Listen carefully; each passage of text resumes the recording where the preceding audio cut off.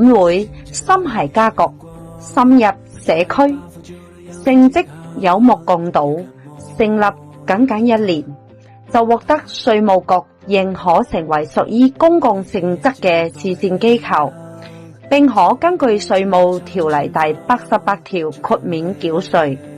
本會在捐款使用及管理方面一直非常嚴謹，不負社會人士嘅信託與信賴。在過去嘅1年半嘅時間裏邊，眾多合作夥伴嘅支持底下，香港建平慈善功德會已經舉辦超過150場嘅活動。我哋亦重視薪火相傳，致力扶持下一代，幫助幼苗成為棟樑。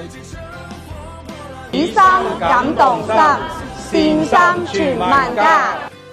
呼籲社會各界給予我哋更多嘅支持，多一分力，多一道竿，照亮更多人。